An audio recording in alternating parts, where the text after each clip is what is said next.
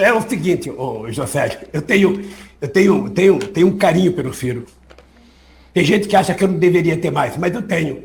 Eu tenho um respeito pelo Ciro. Ele foi muito leal quando esteve no governo comigo. Ele disputou as eleições de 2002, eu ganhei e convidei para o governo, ele veio. Em 2006, quando ele foi deputado, eu era contra ele ser deputado, eu convidei ele para ser presidente do BNDES, ele não quis. Então, o Ciro agora está fazendo uma inflexão política, na minha opinião, equivocada. Ele resolveu colocar o PT e a esquerda como inimigo para tentar namorar quem? Qual é a dama que ele acha que ele vai ganhar nesse baile do jogo político? Os herdeiros do Tucano? Não. Os Tucanos vão ter candidatura própria e certamente não será o Ciro. O Ciro quer agradar quem? Os setores da direita? Os setores da direita vão com o Bolsonaro.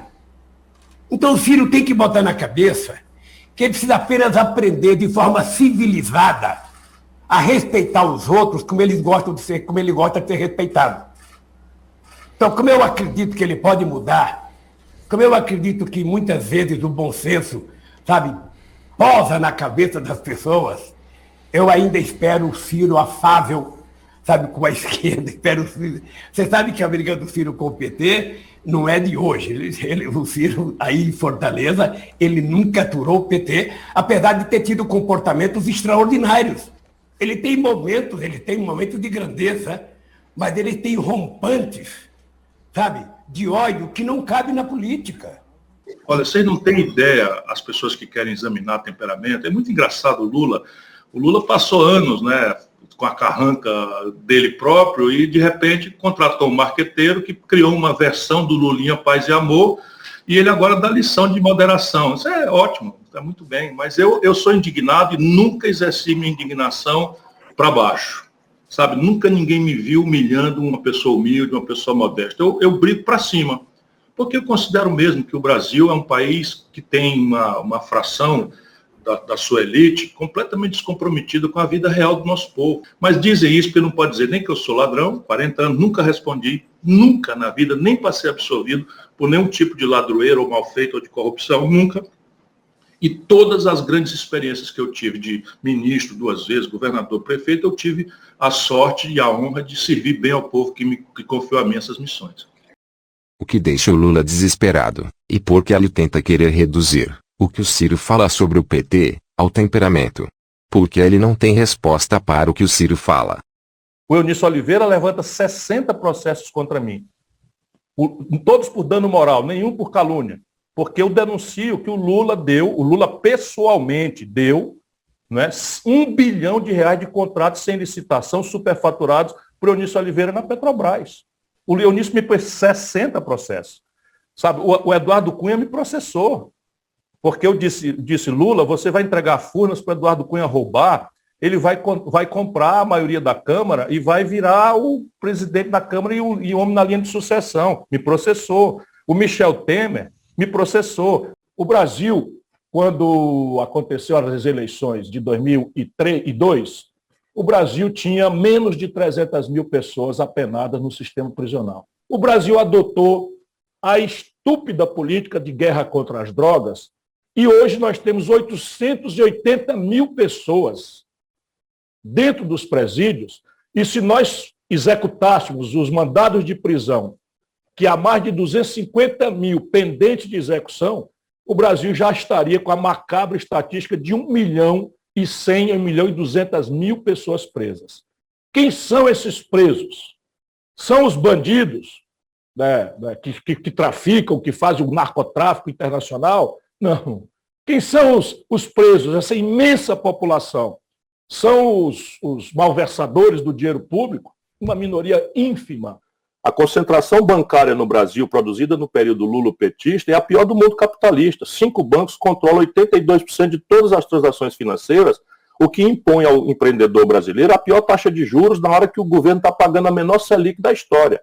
Então, repare, a concentração de renda no Brasil é a pior do mundo organizado. 5 brasileiros, apenas 5, os dedos de uma mão, acumulam a renda equivalente aos 100 milhões de nacionais depois de 14 anos de lulopetismo. Faz 10 anos que o Brasil cresce em média 0,2% negativo.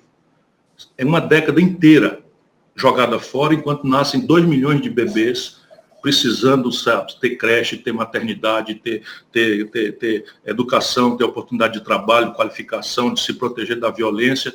E é nisso que eu penso toda hora. E eu conheço o Brasil, eu tenho, sabe, profunda intimidade com a vida real do Brasil, e eu quero ser o cara que vai ajudar a construir um novo projeto nacional de desenvolvimento. Para isso, eu vou precisar e vou conversar com todo mundo de boa vontade no Brasil. Cada uma dessas expressões representa um conflito político, ideológico, modelar, nos quais esses conflitos nós estamos sendo fragorosamente derrotados no meio da opinião do nosso povo.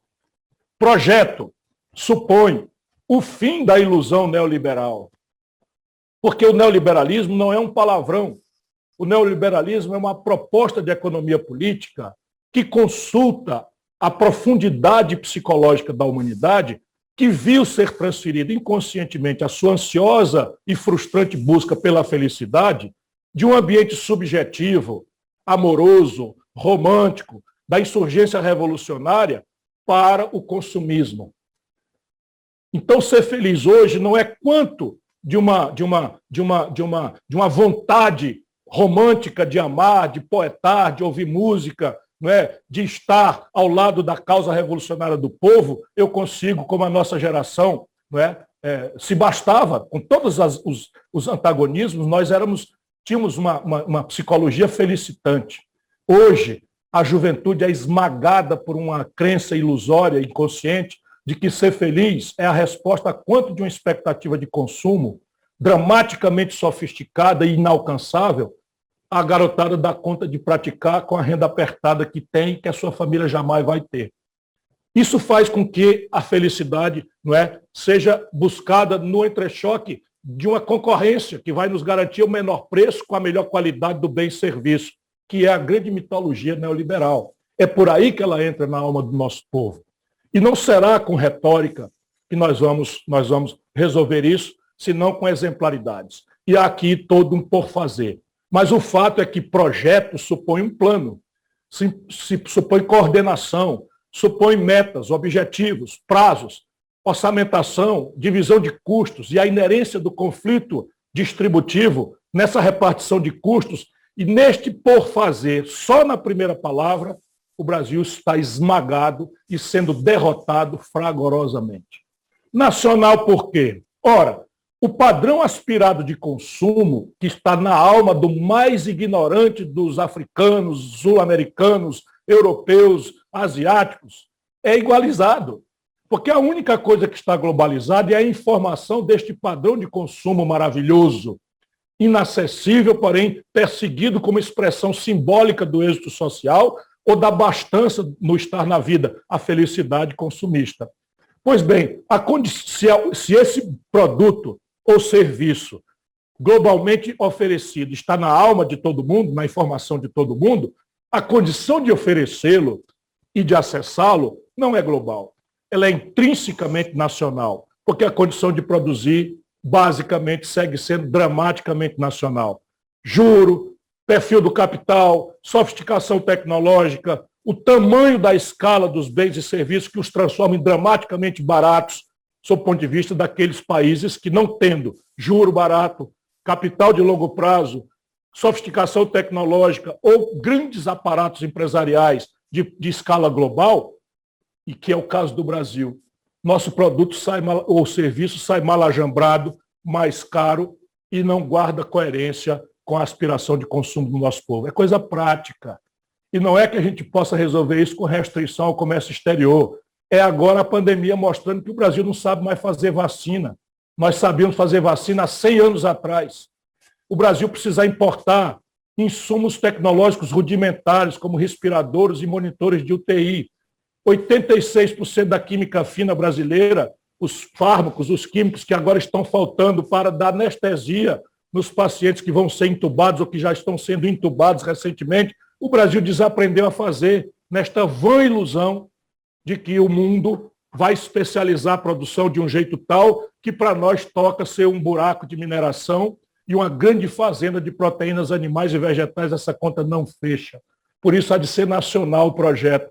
E nós não teremos esse assunto de forma trivialmente resolvida sem mobilizar o nosso povo. Sabe por quê? Porque os interesses internacionais estão aqui dentro, centralmente. Hoje o Brasil é um grande importador global de combustível, tendo 30% da capacidade de refino das nossas refinarias ociosos, ou pior, sendo vendidos ao estrangeiro, como aconteceu com a Landulfo Alves, aí na nossa Bahia, por preço vil, na maior corrupção em atacado que eu já vi na história do Brasil. E, por fim, desenvolvimento. Deixa eu dizer a vocês, para encerrar, porque já lhes abusei da paciência muito grande. O Brasil perdeu o compromisso com o desenvolvimento lá no início dos anos 95. Ao ganhar a reeleição e substituir a ferramentaria da economia política brasileira por uma espécie de piloto automático imune à política e, portanto, entregue ao poder clandestino do tal mercado, o Brasil decidiu não crescer mais. Nós resolvemos tabelar uma variável de risco, que é a especulação financeira, e submeter o crescimento, portanto, emprego, salário, renda, aposentadoria, investimento, infraestrutura, condição de crescer da economia, de ganhar produtividade, a um subproduto, se possível. Números. O Brasil, entre 1945, o fim da Segunda Guerra Mundial, e 1980, cresceu 6,5%. Foi a nação do mundo capitalista que mais cresceu no planeta Terra. Entre 1980 e 2000, o Brasil despencou para 2,2%. E entre 2010 e 2020, meus conterrâneos, meus compatriotas, o Brasil para de crescer. Cresce 0,2% negativo em média. São 10 anos. E aí, lamentavelmente, boa parte desses 10 anos sob nossa responsabilidade. Por quê? Porque o Brasil resolveu se render à ideia de que a prevalência do risco financeiro tabelado é quem manda no nosso país. Portanto, o descompromisso com o desenvolvimento está entranhado na organicidade institucional brasileira. Arrematando, toda luta diariamente para afirmar os direitos do Brasil feminino, do Brasil negro, do Brasil LGBTQI+, de todas as lutas que pudermos fazer para proteger os nossos biomas sensíveis, Amazônia, Pantanal, Mata Atlântica, nossos recursos hídricos, nossas comunidades quilombolas, nossas comunidades tradicionais indígenas, terá a minha militância, mas fora de um projeto nacional de desenvolvimento, com todo um desenho institucional novo, capaz de descobrir no país suas vocações, ameaças, oportunidades, potenciais inteligências, aí sim o Brasil pode se reconciliar e ser de novo aquela civilização exemplar que o mundo admira e inveja, e não um marginal internacional no que fomos transformados hoje. Muito obrigado pela sua atenção a todos.